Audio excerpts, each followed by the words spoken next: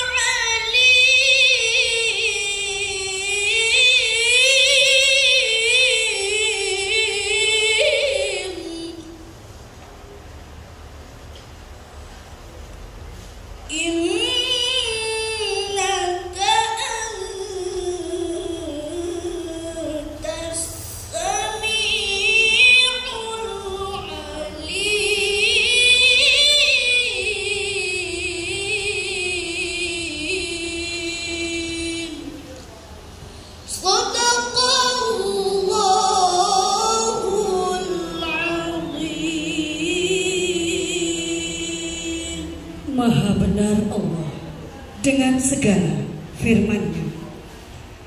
Assalamualaikum warahmatullahi wabarakatuh. Ya, itulah lantunan ayat suci Al-Quran yang dibacakan. Untuk kalian jangan lupa subscribe, like, dan share video ini supaya makin banyak yang mengetahui manfaatnya. Para hadirin yang kami hormati, berikutnya